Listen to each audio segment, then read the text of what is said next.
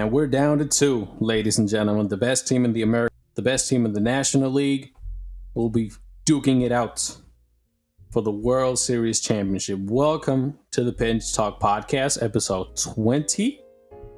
Man, this is a big one right here, ladies and gentlemen. The World Series preview, ALCS, NLCS recaps.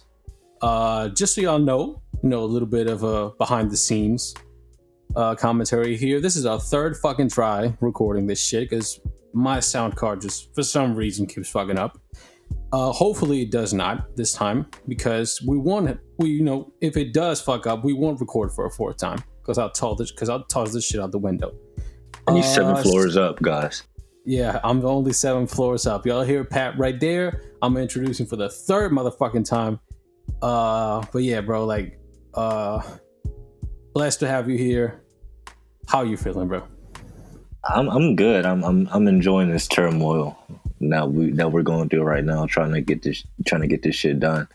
There's been some funny shit. Not gonna hold you. There's been some funny shit. We got to get the laughs out in the midst of the frustration. Yeah, that's a fact. But I feel productive right now. Check out my articles. Check out Mario's articles. We're both writing our asses off, trying to get you guys interesting baseball content. Yeah, and we're succeeding with that shit because we know we're fire. Absolutely.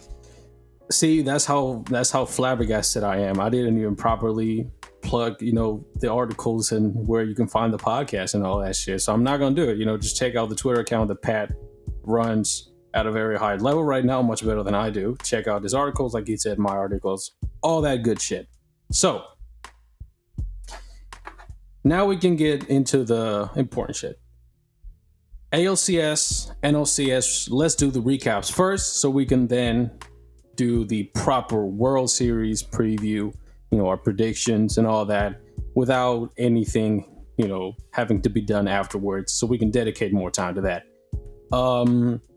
Because we began with the ALCS in our previous recordings that you will not hear, do you mind, bro, if we begin with the NLCS just for a change of pace? No, go ahead.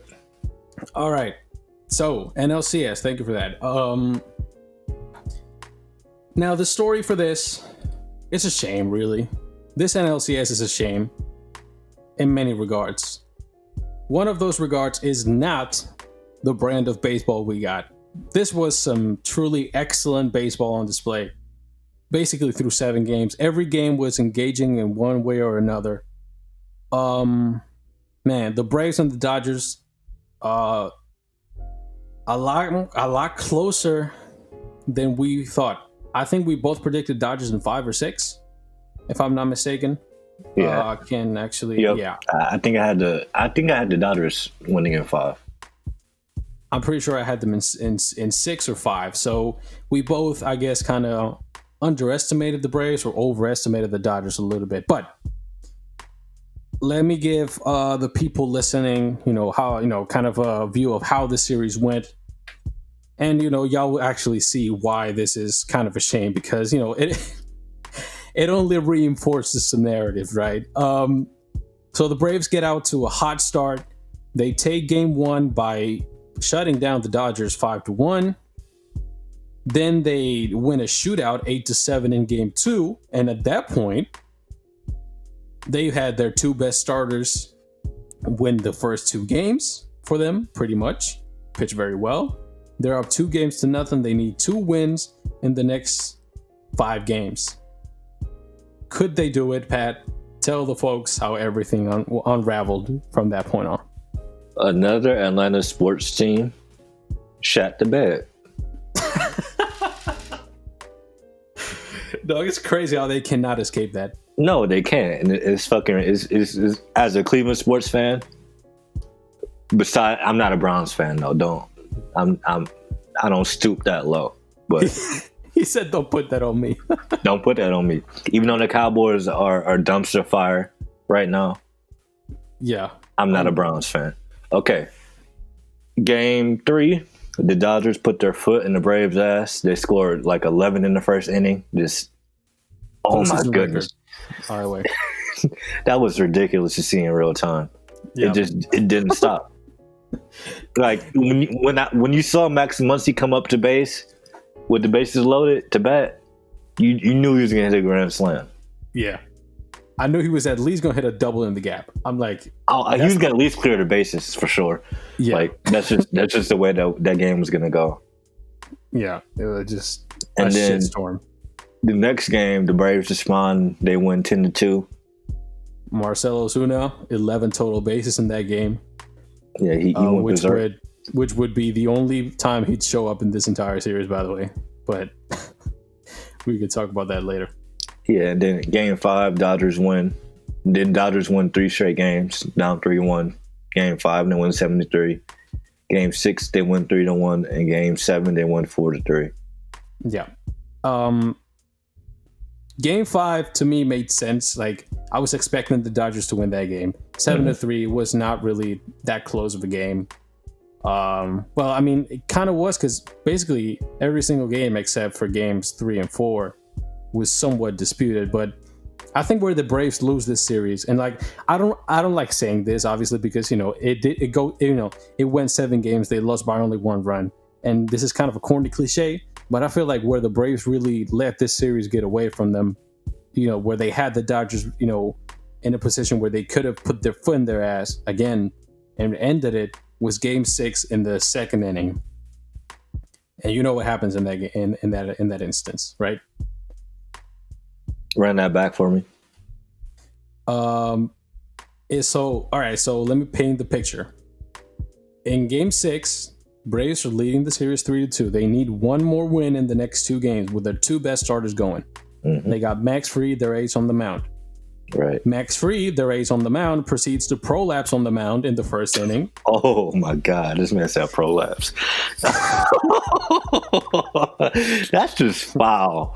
That's flagrant, bro. Hold on. Because I'm gonna praise him. I'm gonna praise Max Fried. But he did prolapse in the 1st inning. So after retiring Mookie Betts on a regular fly ball, the next 5 batters go like this: home run, walk, single, single. That's 3 runs to score in the 1st, with Walker Buehler staring at the Braves lineup from the opposite dugout. Not good. So then what did the Braves do? Very much similar to what they did in Game 4, where they got destroyed in Game 3 and then came out and smoked the Dodgers. They responded in Game 4, which was very impressive, by the way, because that was a point, like, because that was a point Game 4 also, like, just, to go off on a tangent. That was a point where kind of a young, inexperienced team can let the pressure get to them, mm-hmm. Yep. And, feel the pressure of just getting smoked, do too much, and get absolutely steamrolled the rest of the series, right? The Braves had a lot of rookies on their pitching staff, and I feel like it really showed in the bigger moments. And a lot of young guys in their position playing group, because they made some mistakes, especially from a base running standpoint. Oh, that was terrible. Terrible base running. Absolutely. Just awful. Yeah, it was fucking terrible. They ran into so many outs. Anyway, so after that, after Max Fried gets the last 2 outs of the 1st, we go to the top of the 2nd inning, and like they did in Game 4, the Braves, down 3, facing the best pitcher on the Dodgers, they respond. They begin the 2nd with 3 straight singles to load the bases with nobody out. Now, bases loaded, nobody out. You and I both know, in that situation, it is a must that you get at least 2 runs. Correct? Yes. At least you have to get 2. 3 should be a good bases loaded, nobody out situation. 1 is a big disappointment. 2 is the minimum. What did the Braves do? Strikeout, ground out. 0 runs after loading the bases with nobody out. That right there to me is the point where the Braves let the Dodgers get away. Because Max Fried, after that, he went 5 2/3 shutout. He threw 109 pitches. He faced the order 4 times. It was pretty much a vintage pitching performance, And if you saw me tweeting during that game, you'll know I love that one. I just love seeing Fried face the lineup 4 times and go out there and just throw over 100 pitches. I love that. Absolutely. I love seeing that. He put his arm on the line, especially since he started season late because of I think he had coronavirus. I'm pretty sure he did. Either that or he was hurt, but he missed time. He missed time, yeah, for sure.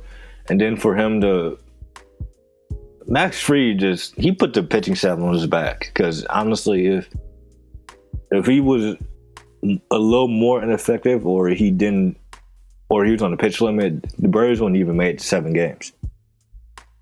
Yeah, exactly. Because he was also excellent in game 1. And one big thing for me with this series for the Braves is the Braves had so many chances to put the Dodgers away, and they just couldn't do it, whether it was their pitching or their hitting or their position play group. I mean, correct. And I'm looking at the series win probability chart, and they literally just pulled what the Falcons did in 20s, in whatever Super Bowl they were in, where they just shat the bed. Yeah, It's unexplainable. I mean, it's explainable, but it's kind of incomprehensible. I just can't wrap my head around it. Like, I can't reason. I can't. It's the Braves should have won the series. Honestly, I mean. Okay, so let me play devil's advocate. So let me do this. Okay. They should, because they were up 3-1. They're a great team. They only needed 1 win in 3 games, but they're not facing an equal team. No, they're facing a much better team. Absolutely. So with more experience. Yeah, like, it's bad to blow a 3-1 lead. I get it. It's gonna hurt. But seriously, how many people thought realistically the Braves were going to take the Dodgers to Game 7 and lose by 1 run in Game 7? You know, nobody. How many people thought the Braves would be off 3-1 after 4? Braves fans. That's it. Yeah, like, I don't even think Braves fans thought they were going to do that good. Honestly, none of them actually thought that. They'd said it, like, but they didn't think it. So, like, it's like the Braves almost overachieved in the first 4 games, and it only made the eventual loss more painful. I don't think it's even close to being comparable to what the Falcons pulled. Like, not even close. No, not at all. Not even close. Like, that is easily the greatest collapse in sports history. Right up there with the Tampa Bay Lightning being the best team in hockey in the entire regular season just 2 years ago, and then getting swept in the first round by the 8th seed. That was right up there with that. But so, like, it's gonna hurt. And we can go round and round and try to find the culprits for the Braves losing. But I really don't think that's fair to them, right? No. Like, considering all the injuries they had in their starting rotation, no Soroka, no Cole Hamels, who I get it. He's not an ace no more, not even close. But he's still he's still a good pitcher. Yeah, I mean, and he had a bit of a resurgence as well. Yeah. So, like, all those injuries to the pitching staff, so many unknown rookies that perform brilliantly and not brilliantly. You just had to expect this. Yeah, I'm recalling that Game 3 start. Poor, like, what was fam name? Kyle Wright. Oh, poor guy, dog. Like, you could see it on the mound. He was so dumbfounded. You could tell he had never experienced anything like that before. I think he was shell shocked. Like, he literally looked shell shocked. Yeah, like, he was in utter shock of what was happening in front of him. It was like he could not believe that the Dodgers were squaring him up like they were. But anyway, so yeah, he prolapsed. Yeah, he did prolapse, but he prolapsed in an absolutely epic way. Oh, by the way, it's hilarious that the Braves somehow gave up 10 runs in the first inning of a playoff game in back-to-back years. Which is, oh shit, they did do that last year against the Cardinals. In Game 5, bro. In Game 5. Oh yeah, in Game 5. Yeah, in the ALDS, NODS. At home, bro. There was fans in attendance. That's embarrassing.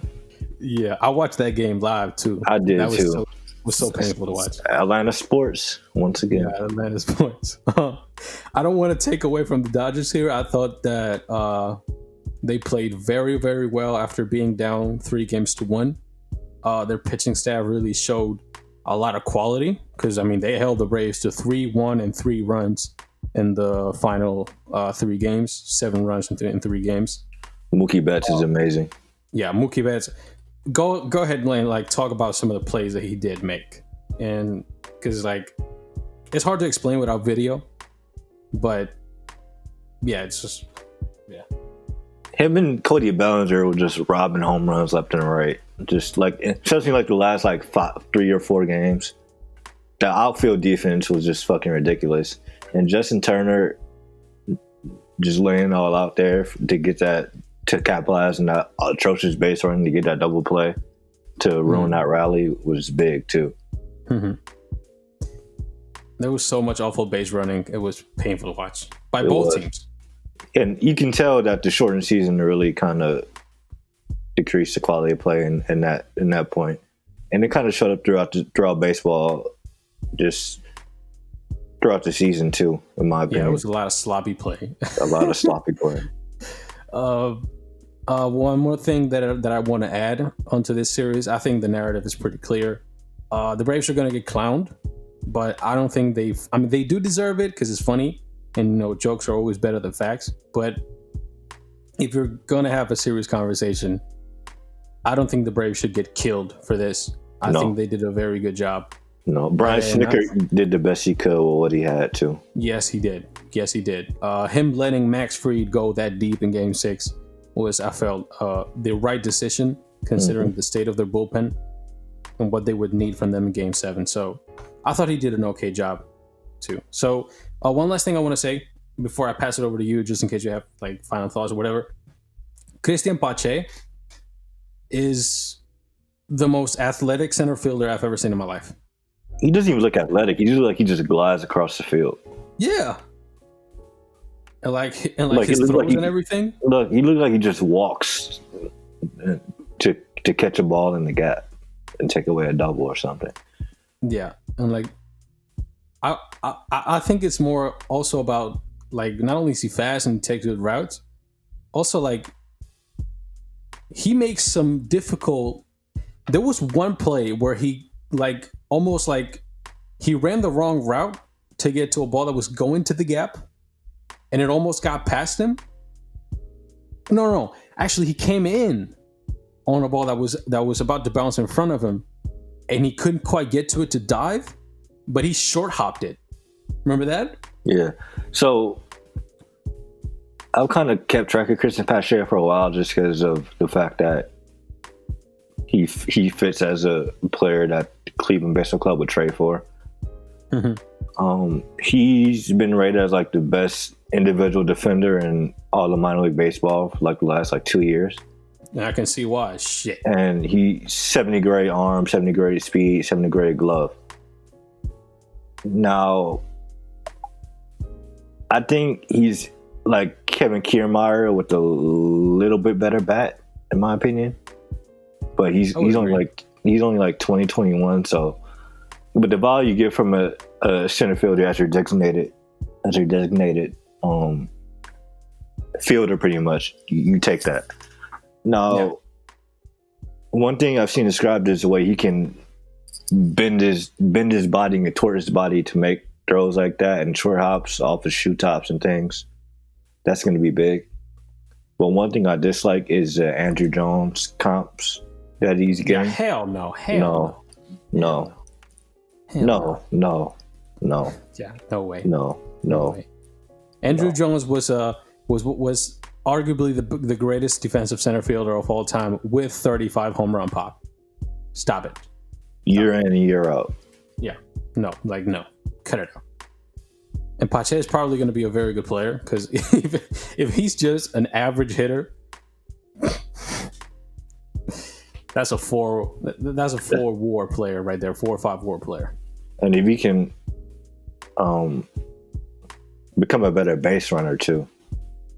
Yeah. Because you see that sometimes with guys who are really fast, but they're not that good base runners. And guys who are very slow, but are good base runners. That's always funny to me. Yeah. So yeah, like I'm very happy. Any final thoughts? Sorry to cut you off. I'm just happy we saw them actually play Cristian Pache, Yeah, I agree. And let him play in center field, and you move Ronnie over to right. And I feel like Ronald Acuna is a right fielder. He's a modern day Hank Aaron. Mm-hmm. And I'll double down on that, you guys. He's a modern day Hank Aaron. I feel like Ronald Acuna's gonna get a lot of flack just because he didn't have that big moment we expect him to have. Yeah, he struggled this series, but to be fair, he got on base. He got on base a little bit. I mean, he had an on base percentage of .310, but he had 5 walks to 6 strikeouts, which, to be fair, the Dodgers were not giving him anything to hit at all. So, it makes sense that he was pressing a little bit.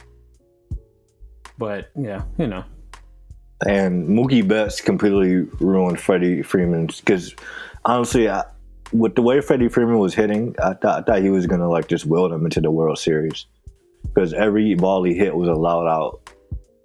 Yeah. It seems like. Dude, I got his slash line right here. This man slashed 360, 448, 720.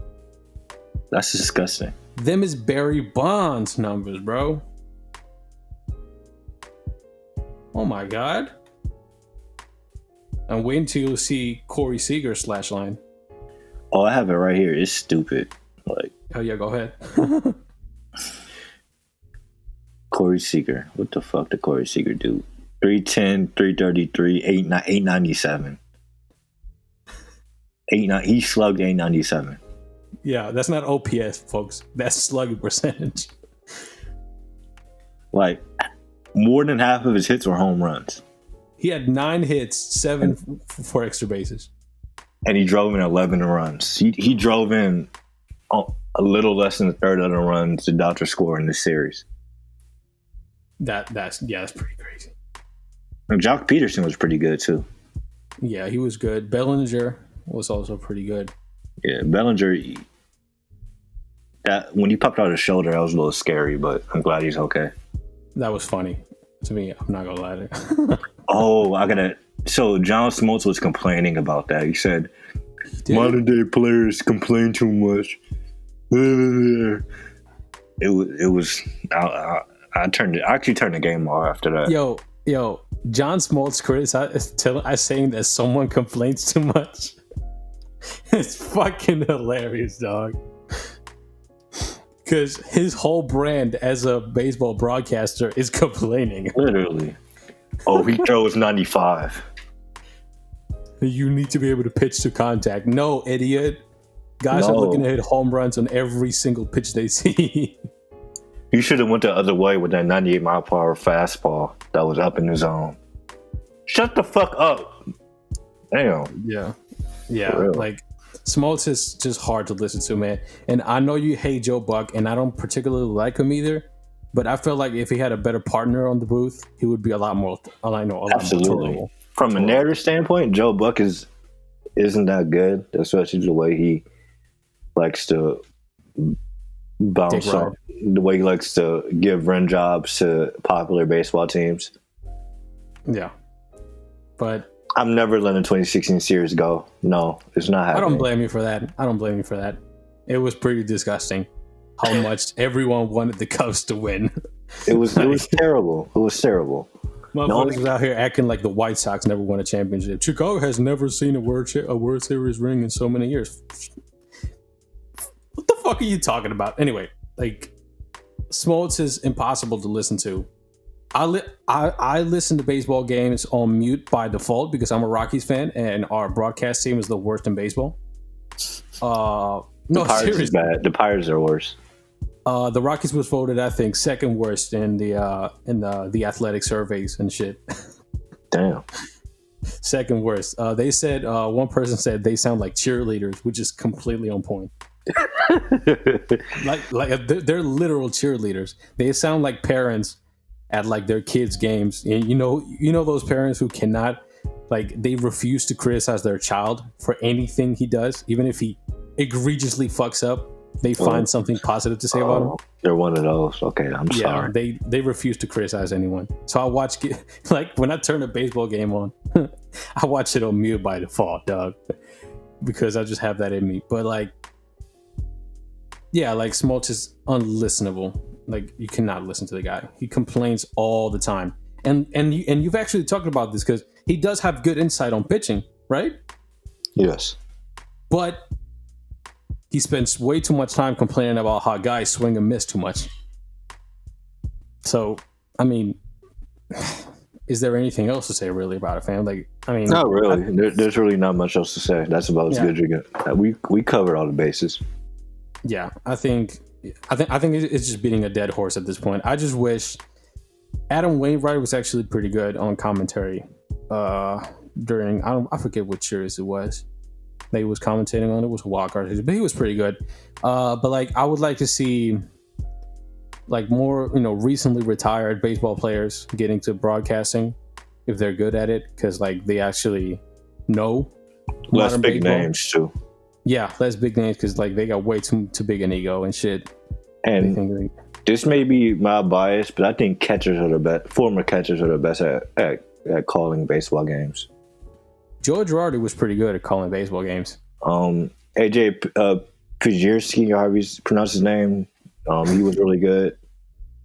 The one guy, Eduardo Perez, he's pretty good too. And the fact that he's bilingual helps a lot. Mm-hmm.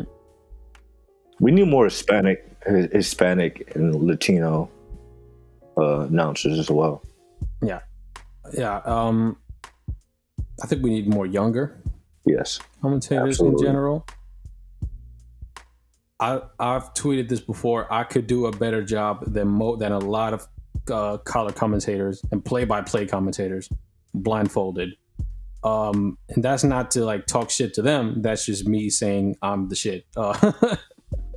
Although I will say that play-by-play commentating in baseball is very hard. Extremely difficult, especially you got to fill in time. Yes. Yeah, you got to be enjoyable to listen to. On those days where when your team is losing 10-2 and it's the bottom of the 8th inning. Yeah, that's where the Mets broadcast team is so good. Because they just start talking about shit that has nothing to do with the game. Keith Hernandez is great. Him and Ron Darling are great. Yeah. Keith Hernandez had too much of a tendency to like go on like anti quote unquote analytics rants. But like for him, anything that he doesn't identify as something that he, his brand of baseball is analytics, which is always funny to me. But I kind of like it because he makes it funny. Yeah, that's true. It's not like Smoltz where he's constantly bitching and you can tell he's like constantly rolling his eyes and shit. Like, I also like how Keith Hernandez kind of breaks down the nuances too from a player perspective. Yeah, he does really well with that. And Ron Darling's really good. Ron Darling is very good. And what's the name? Damn, I forgot the name of their play-by-play guy. He's really good. Goddamn, Gary Cohen. I think it's Gary Cohen. He's really good. No, not Gary Cohen. Oh, damn, what's the name? It's Gary Cohen. Yeah, he's play-by-play announcer. Yeah, he's also really good. The way they interact between the three is fun. Mm-hmm. It's fun. Yeah. You got anything more on the NLCS? We went on a whole different tangent. We did, but we had to fill some time in. So I mean, it's cool. I think that's it. We cover everything with the NLCS. We can move on to the ALCS. All right. So the ALCS, it also went to 7 games, but it went to 7 games in a bit of a different way. You had the Rays, you had the Astros. By the way, I don't think I've ever seen a series be more lopsided in terms of who people were rooting for. I don't think there was a single person in the world outside of Houston who wanted the Astros to win. I don't either. And it's funny because nobody really gives a fuck about the Rays except big baseball fans. Yeah. But because they were playing the Astros, everyone was a Rays fan. Yes. And it was very cool to see because these teams are about as opposite as you could get on the spectrum when it comes to star power and big names and stuff like that. But they also have a lot of similarities when it comes to philosophies on roster construction and things like that. So this was a great matchup in itself. The Rays began this series, of course, by taking a 3-0 lead on the back of what I would call great pitching, elite defense, and some luck. Would you agree with that? Yeah, timely hitting.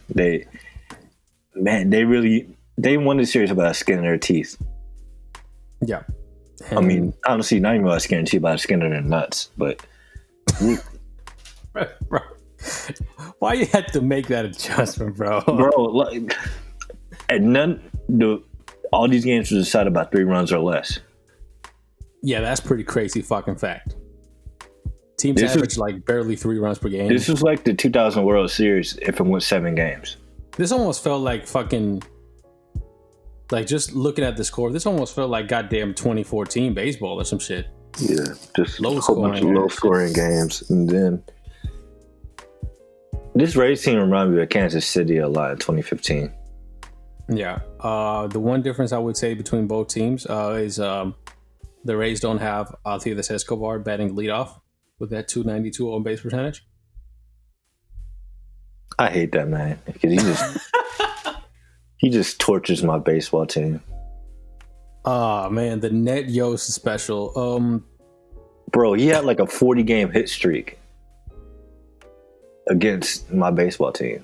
Like, really? Yes. That is crazy. How you get yo fam dog wait. Alcides Escobar, not Derek Jeter. Yeah, like, not Carlos Correa. How do you get Alcides Escobar? How you let Alcides Escobar drop his nuts on your face, bro? And mind you, this was during the era when they had easily a top 5 pitching staff in baseball year in, year out. And Alcides Escobar is the one cooking you. That's gotta be terrible, dude. That stings, bro. Like, you know how annoying that is? It's not even the good baseball players. It's Alcides Escobar. Oh my, that's pretty fucking funny. I'm not gonna hold you. Cleveland sports misery is right up there with Atlanta sports misery. I'm not gonna hold you in terms of just being funny. I'm sorry. But it definitely is. Especially since it's Cleveland. Like, I be seeing people destroy Cleveland on Twitter, and I can't even. I decided not. I'll start typing a tweet in response, and I'll just exile, delete it. Because I can't even do it. There's no point. Anyway, we got sidetracked right there. So the Rays won the first 3 on the back of, like Pat said, timely hitting, good pitching, elite defense, and some luck. Then the Astros took back-to-back games by 1 run, 4-3 games, both games 4 and 5. Before one of them won on a walk-off home run by Carlos Correa, by the way. Oh, he nuked that ball. Yeah, he smoked. There was a lot of home runs in the series. And then they won Game 6 by 3 runs. And then it almost felt like Game 7 they just didn't quite have enough. They got shut down by Charlie Morton, who I believe was pulled a bit too early for my taste, but yeah, it ended up working out. You shut up.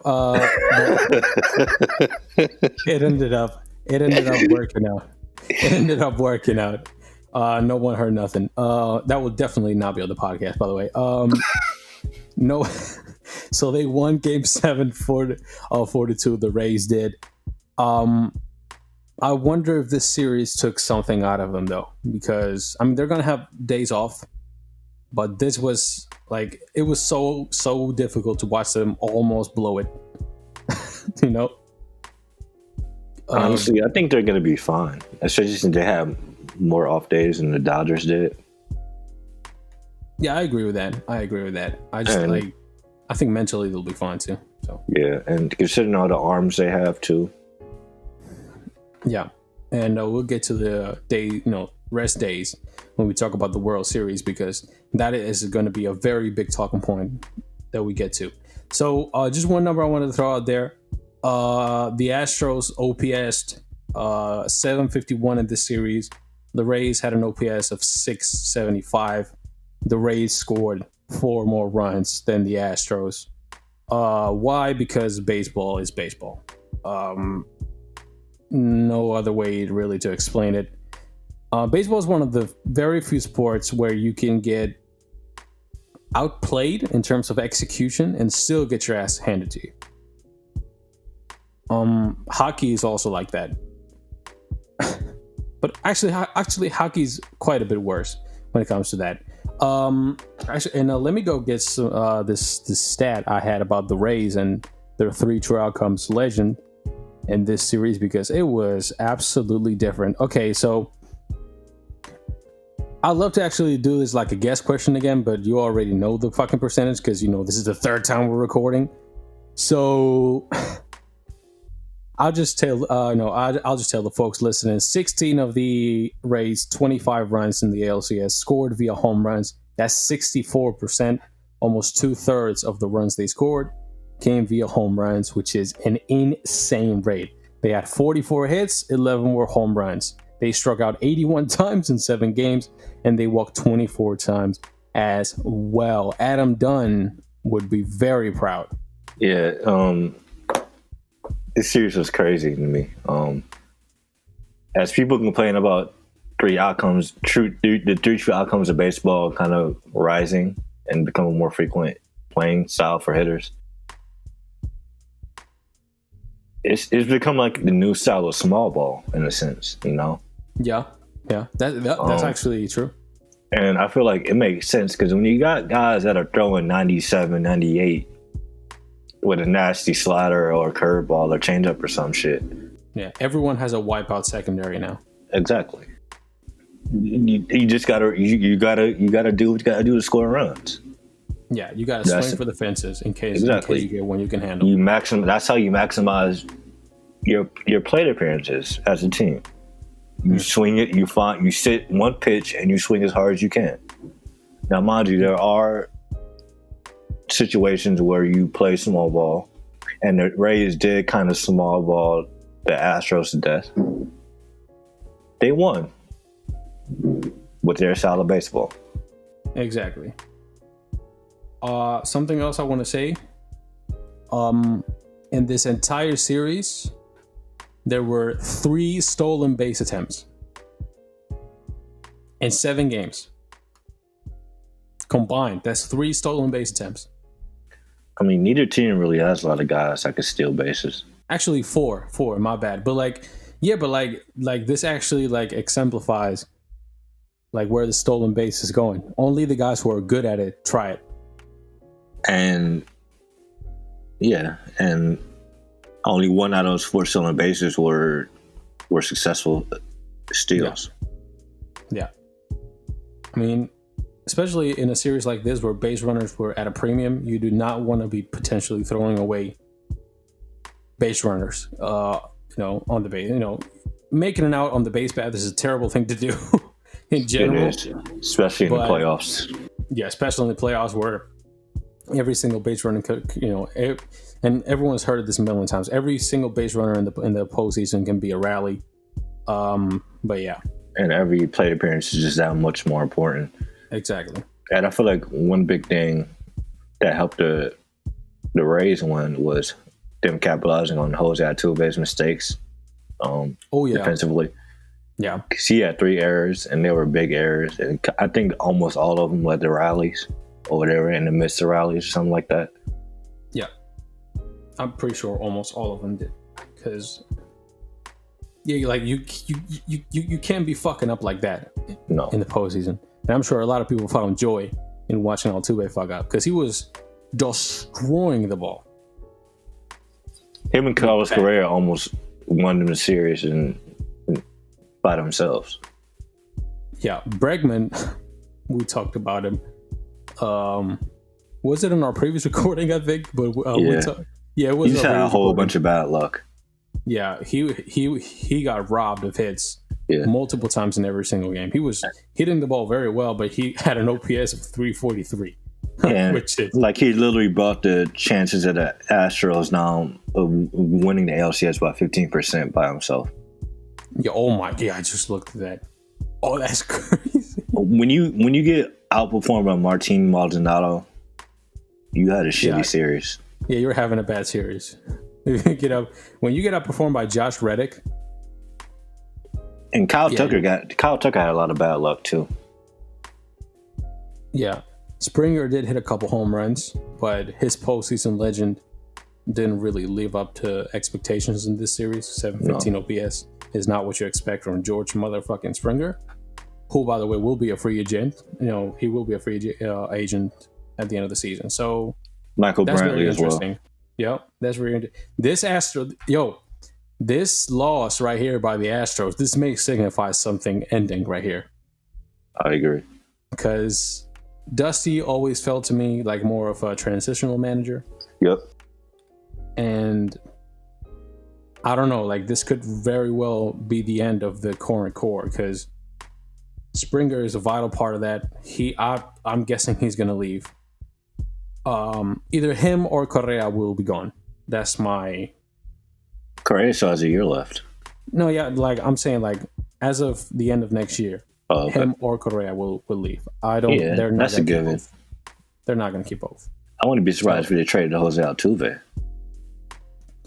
I'm not sure how much value he has left. I mean, the man can still hit. He hit 462, 563, 885.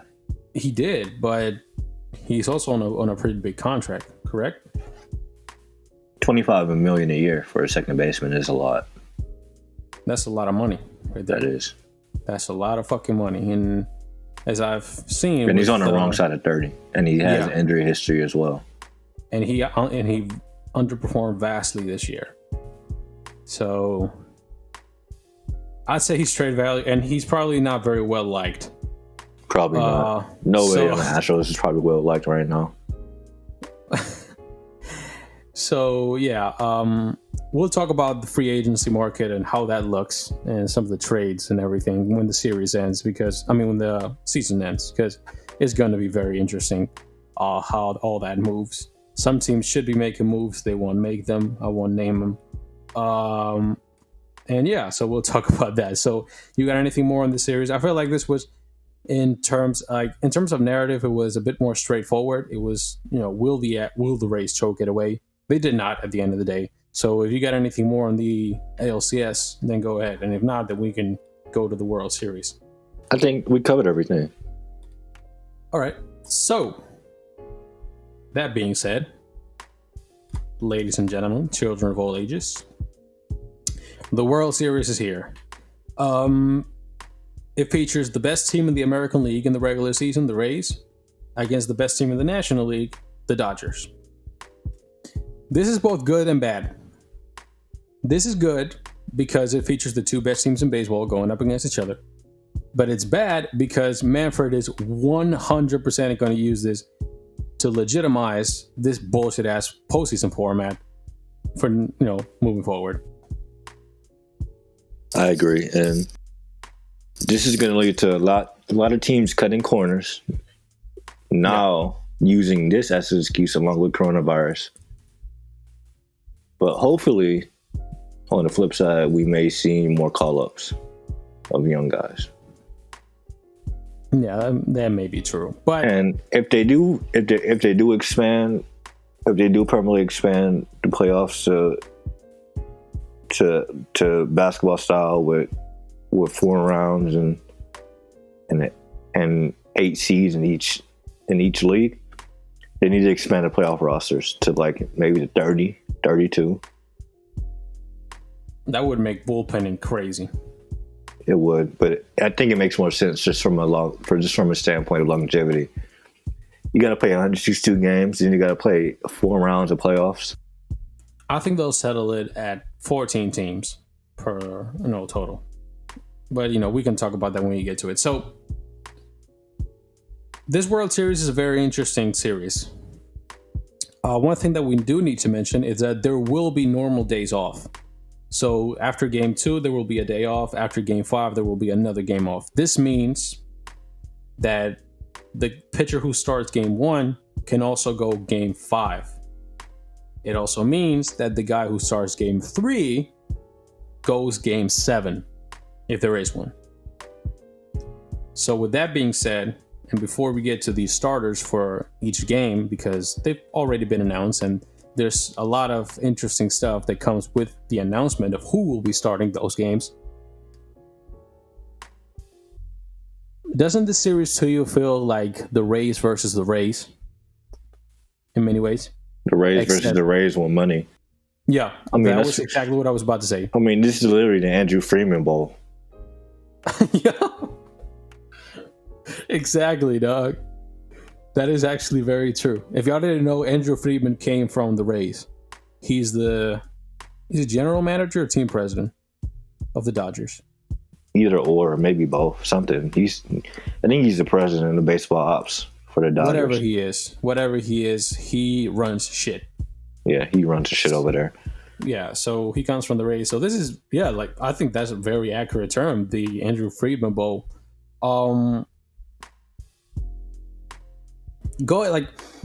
like to hear your opinion first, because I'm like having a little bit of conflicted thoughts in terms of who I'd pick and, how do I see this series moving forward? Because I think it can be very drastic. I don't know. I'm not even sure myself. I've been thinking about it since yesterday. And I don't even know who to pick. I do know who to pick, but I don't know. Like, I want the Rays to win. Dog, same. Just because it would be nice to dispel the narrative that payroll is everything in baseball. Just so it can shut a lot of fans up, specifically Cleveland Baseball Club fans, like the bitch and moan. Yeah. But I'm just this is very important, just from a philosophy standpoint, because if we see the Dodgers win, we're gonna hear A-Rod dick ride the Dodgers because they spend money, and if we see the Rays win, we're gonna hear A-Rod dick ride the Rays and say that money isn't everything. Whatever the case, A-Rod is going to say some dumb shit on television. Yeah, and that's pretty much. And it's so scary to me that he was so close to becoming a Mets owner. Well, he as close as he was to becoming a Mets owner. Could you imagine Alex Rodriguez as the owner of an MLB team? Steroids for everyone. He's going LeBron's HGH plug immediately and asking for a kilo of them things. That's a fact. Yo, why do former players love saying dumb shit on television so much? David Ortiz, actually, let me say that properly. David Ortiz, he said that. What did he say about the Dodgers? Did he say that they win because they left the analytics behind and they just went out and played like hard-fought baseball or some shit? It seems like every time I hear David Ortiz talks about baseball, he's always talking about what team wants him more, or some stupid colloquialism like that. Yeah. I think it's hilarious because this is literally the two more analytically inclined teams in all of baseball. Literally. In the World Series. Literally. Out of the top 5 in baseball is Rays, Astros, Dodgers, and those are the 3 to 4 teams in the ALCS in the championship series in each league. Yeah, and then if we look at the total playoff picture, A's, Rays, Dodgers, Yankees, Cleveland, Astros. That's like 5 out of the 16 right there. Mm-hmm. And the Twins. Oh, super analytically inclined. The Twins as well. People are just stupid, dog. The fact that Yankee fans were out there complaining that analytics don't work and they need to go back to good old hard-nosed baseball after getting beat by the fucking Rays was absolutely hilarious to me. And but the Rays smoked them in the regular season too. Yeah. Anyway. So I think we can divide this, talking about the World Series. Do you think it's fair to divide it and let's talk about the lineups, let's talk about the starting rotation, let's talk about the bullpens, or do you think it's just a bit better to just go all around how we think the dynamic of the series plays? Because I think the Rays are walking a very tight rope right here. Yeah, I do too. To me, the most important matchup is going to be the Rays pitching staff versus the Dodgers hitting, because that's clearly two strengths of these two teams. I agree. It's strength against strength. I think the problem here, I agree that that's going to be a key matchup, but I think the most important matchup by far is the Rays lineup against the Dodgers bullpen. I agree, because that's where Kevin Cash is going to have to mix and match with the pinch hitting and the pinch running and things like that, and the platooning. Let's get things right here. Okay. Outside of Randy Arozarena, outside of Manuel Margot, the Rays have not hit at all. They're the entire postseason. Yeah, but only in this past series. Okay, that's fair. Series before, he was non-existent. Mike Zunino, past series was good.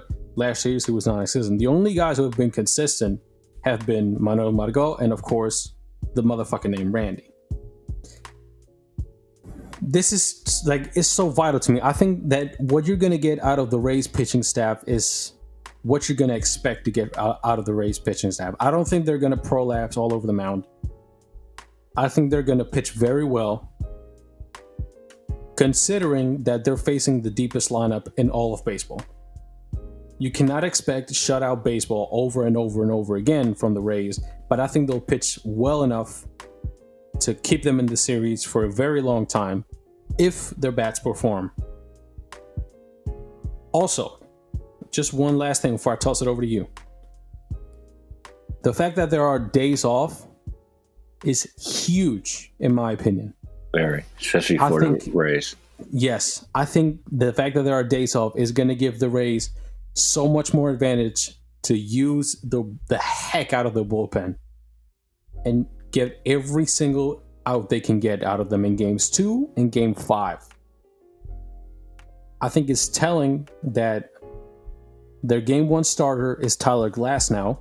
I assume they trust him to go 5 innings at least. Game 2, they have Snell going.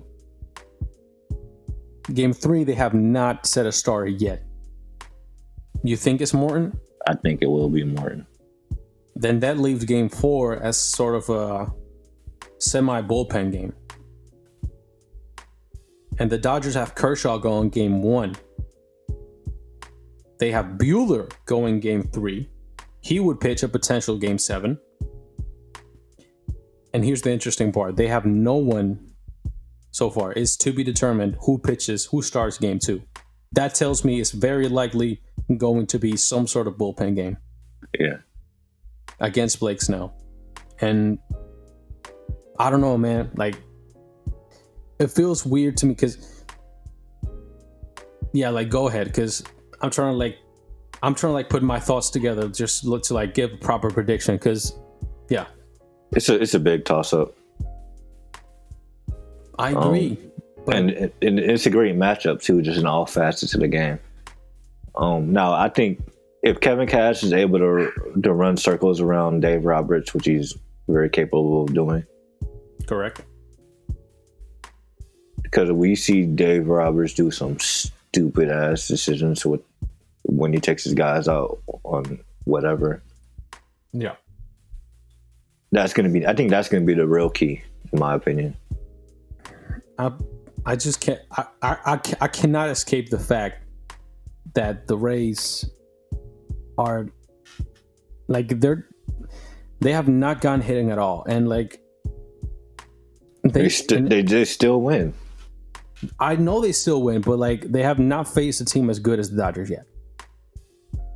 They have not faced a team that's gonna 1 through 9 put out elite hitters basically at every single spot in the lineup. I mean, I agree, but you have to have the Dodgers face their pitching staff as good as the Rays. I feel like it goes both.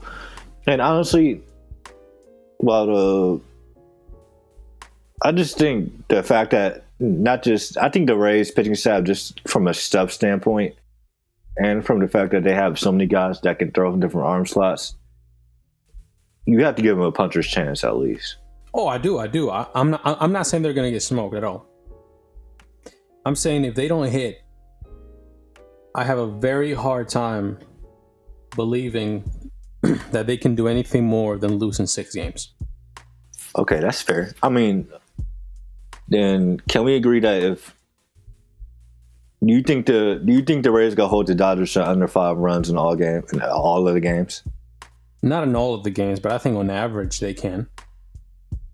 Okay, so let's say in the first 4 games, if the Rays hold the Dodgers under 5 runs in 3 out of 4 games, can you see them going 2-2 in the first 4 games? For sure, 100%. Okay, I think that's what needs to happen. I agree. If they fall behind, if they okay, so let me put it like sorry to cut you up, but like if they go down 2-1 in the first 3, I think they're done. That's my take. That's fair. In my opinion, they need to at least be 2-2 through the first 4, or they're not going to win. Because Mookie is going to have a game. Yeah, where he goes. Corey Seager might have a game. Yeah. Just based on how he's hitting. 1 through 9 is dangerous. Everyone can have a game. Everyone can have a game. The thing is, but Jock Peterson is going to sit versus lefties. That's true. But he's going to start against Glasnow. He's going to start against Morton.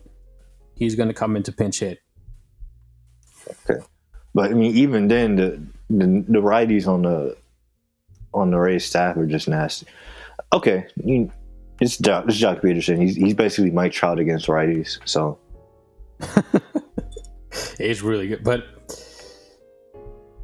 I don't know, man. Like, I think the Rays have the defense advantage. I think the Rays have the pitching staff advantage overall. They have the better bullpen. I don't think this is debatable. And I think I don't mean to cut you off, but no, yeah, go ahead. Just to go back to the old trope, pitching wins championships. I think that's just kind of where I sit. I'm playing it safe. I agree with that. I'm definitely playing it safe, especially with how inconsistent. But I mean, we also got to talk about how inconsistent Blake Snell has been this postseason. He hasn't been throwing strikes. Yeah, he has not been good at all. And Tyler Glasnow has been but when you have a guy who's that hellacious, and he hasn't been getting a lot of calls. The umps have been terrible when they've been calling the strike zone for him. That's true. That's true. I feel like part of it is because his curveball is so disgusting that he's not going to get anything like towards the edges of the zone. Oh, he definitely fools umpires with just with his delivery and how much movement he gets. Yeah, how much movement he has, and combined with the velocity he just throws at. Because he and I also feel like TBS's strike zone is a little off. It was a little off. You saw a 2-base strike zone they had on him, bro. I mean, it looked terrible. It looked like my 3-year-old cousin drew it. Like, I know the man's a midget, bro, but goddamn. And their radar guns were hot. Yeah, they were terrible. We need robot umps. I'm with you on that now. I'm on that bandwagon. Yeah. That's actually another good discussion. But like, look how far we didn't fail. Yeah. Oh man. That was actually funny. To look how far we went off. That was funny. Yeah. If you caught that reference, to the audience, I love you. No homo. Okay, so I feel like we're kind of going in circles somewhat. So with the predictions, because the talking points are so blatantly obvious to me. I think the one thing that maybe we have not mentioned yet is the fact that I've read somewhere that the Rays struggle hitting fastballs. I looked at some of the numbers, and they do. And one thing that might play to their favor in terms of BABIP luck is that the Dodgers have a lot of guys who throw sinkers. And sinkers are, they're magnets for contact. So if they can get lucky and they can, it's just a matter of scoring runs. Like Brandon Lowe has not had a pulse the entire postseason. They just need to get average offense, and I think they'll be able to win the series if they do get average offense. However, let me say this. I think the only way the Rays win this series is in the 7-game drawn-out pitching-centric of a series. No. Oh, they can wear out the Dodgers pitching staff and kind of they can expose the inconsistency that Blake Trinan and Kelly Jansen and them have been. Yeah, the bullpen depth for the Dodgers is not what you would necessarily. The only guy I really trust in that bullpen right now is Julio Rice. Same. and I think they might use him to start one of these games. I agree. Just kind of based on the fact that there's off days and stuff too. Yeah. Or you might be a piggybacker, or you might like come in after the opener. Yeah, whatever the case, he's going to play a big role in this series. Yes. So after all this, let me go ahead and put my prediction out there. This is what I think will happen, by the way, not what I want to happen. If you know me, you know I want the Dodgers to eat shit. I think the Dodgers are going to win this series in 6 games. I agree. And this is my reason behind it. I think the Rays will pitch very well in 5 of the 6 games. I think most of the games will be close in score. But I think there will be one game that it will get away from the Rays. And it will be that one blowout in the, and just one random blowout in a very pitching dominated series. And I'm thinking if that blowout happens in a crucial game, like a game 4 with the Dodgers up 2-1, that'll be all. So I think the Rays, at the end of the day, they won't get enough hitting because, I mean, let's face it, their hitters are okay. They don't have true superstars. That's where the lack of payroll really shines. Where they can't go out there and get those 140, 150 WRC plus guys who in a short series can get hot at any time and basically win you a game or 2 by themselves. I think they ultimately will not hit enough. I think the Dodgers, they'll be shaky with the bullpen because it is. But I think the Dodgers will have too much firepower offensively. The Rays will pitch well, but I don't think they'll pitch quite well enough to overcome the fact that I just do not trust their offense at all. So that's my take on it. Do I want that to happen? Hell no. I want the Dodgers to lose and be miserable forever. But I think I'm going to be the one who is fucking miserable by the end of this series. So that's my prediction. My NLCS MVP goes to... Fuck it, let's say Mookie Betts. If the Dodgers are going to win, might as well get Mookie a World Series MVP. Just so he can get some extra recognition he fucking deserves. And yeah, that's my prediction. So the lineups are out. Oh, they are? I think so. I think the Dodgers announced theirs. All right, so what's with it? Hold on, I'm looking right now. All right. It's I know Austin Barnes is catching Kershaw today. Yeah. Betts, Seager, Turner, Muncy, Will Smith at DH, Bellinger, Chris Taylor, Peterson, and Barnes. Chris Taylor hitting ahead of Peterson. That's interesting. Okay, so pretty much what I expected. I mean, Peterson against... Oh, yeah, it's a righty. Yeah. I think that is weird, Peterson against Barnes. I think I would rather have... I think I would want Chris Taylor 9th and Peterson 7th and Barnes 8th. Just... Same. But... Same. I mean, it could be worse. That's a fucking understatement of the century right there. Jock Peterson hitting 8th. Definitely, Dude, the fact that Jock Peterson's hitting fucking 8th for the Dodgers. Disgusting. Every time I hear Jock Peterson's name, I laugh because the Angels owner really nixed a trade for him and Ross Stripling. Yeah. Also, Jock Peterson is the whitest name of all time. Yeah, he's Jewish. More to my point. All right, bro, you're gonna get us canceled. The fuck? Oh. Anyway, so yeah, that lineup does not surprise me at all. Oh, you got a prediction, World Series MVP and all that? Because I'm starting to get depressed thinking about my World Series MVP. G-Man Choi. Really? But you picked the Dodgers and 6 though. I did, but fuck it. I'm gonna flip it. Rays in 5. Randy Rose. Yeah. I'm gonna punt. Rays in 5. Randy Rosarena. Actually, I changed my mind. Rays Rosarena is gonna win a World Series MVP because he's the best fast. Actually, he's the second best fastball hitter out of both position player groups, in my opinion. Just right with how hot he is right now. But you could see the Dodgers avoid him too and just completely shut him down. And he is young and he only played, 20 major league games. So he could just fall off the map. Yeah. If they don't give him nothing to hit and he starts chasing. That's going to be big, though. If the Rays have to get on base and to get the guys opportunities for the guys in the middle of the lineup. Yeah.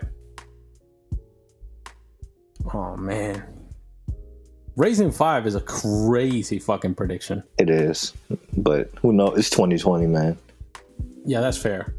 One thing I'll say is I'm praying to God, to every God I know, that your prediction is right, because I would love so much for the Dodgers to get humiliated in the World Series again. Oh man, the memes will be amazing. This is what third time in 4 years. Bro. Third time in 4 years. And mind you, before that, they lost 4 straight NLCSs. Yeah, I think they lost at least 3 straight. At least 3. At least 3 straight. So that would be glorious. Yeah, but quite frankly, I don't think your prediction will come true. Okay. I hope I'm wrong. I really do. But you sound in pain just kind of predicting the Dodgers to win. Because the Dodgers are so fucking good, and this is their year. I think the fact that their days off plays to the Rays' advantage, but it also plays to the Dodgers' advantage because it lets them put Buehler out there for Game 3 instead of Game 4, and it lets them go with their guys on whatever race they can. Because the issue with the Dodgers is depth, bullpen depth. So, days off kind of not negates that, but diminishes that somewhat. But anyway, I said too much. I'm getting myself depressed at this point. Yeah, I think that was pretty much everything I got. If you got anything else on the World Series, bro, please. Oh man, I think that's it. We kind of talked in circles for a bit, went on a whole lot of tangents, but I just want some good ass baseball. Me too. I want my heart to be jumping out of my chest because that adrenaline's like no other. Yeah. Except when it's your team. When it's your team, playoff baseball is terrible. When it's your team in the postseason, you die about 35 times per game. Oh my goodness, I'm having flashbacks to that game too. I'm having flashbacks as well, but mine are causing me to slowly open up my window and look out of it. Start climbing out one leg over the other. Yeah, exactly. Doug, that 2018 NLDS is no. Do a flip, bro. Yeah, do a flip on your way down. Actually, there's a pool right down below. So I might try to do a flip and fucking belly flop on it. So I die in style, Tony Montana in Scarface. This ginger just got red shit all in the water. That's actually just my hair, bro. So yeah, you're welcome for that. Oop. That's actually right. You actually threw that shit like it was Kyrie in the final. Actually, I should have said J.R. Smith. Remember that alley-oop? I still remember that. Yeah, that whole series was crazy. Better times, bro. Better times. So, amen. Let me tell you. better times in many ways. So, we already rambled on enough. So, thank y'all for listening to the podcast. Seriously, thank y'all for listening. Episode 20. This was. This went on for a very long time, a lot longer than I thought it would. I thought it was a pretty good conversation, all things considered.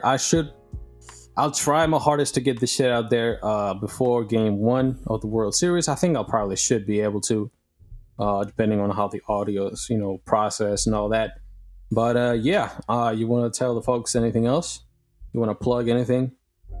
I don't really have anything to say. Jose Ramirez is AL MVP. That's it. Yes, he is. Yes, he is. Yes, he is. So that's it. For me, from Pat, that's all for the Pinch Talk podcast. If y'all can hear the tone of dread in my voice, is because I can sense my prediction is about to be right. I'm gonna wild out on the podcast on the Twitter account tonight too. Yeah, I'll probably be asleep at that point because it's gonna be like 4 in the morning. I gotta get up like mad early tomorrow too. So yeah, I'll try to get that shit out quickly. But yeah, so thank you for listening. Before Pat cracks any more jokes on me, that's it. Pinch Talk podcast signing off, everyone. And yeah, enjoy the World Series, people. It only happens once a year. So peace.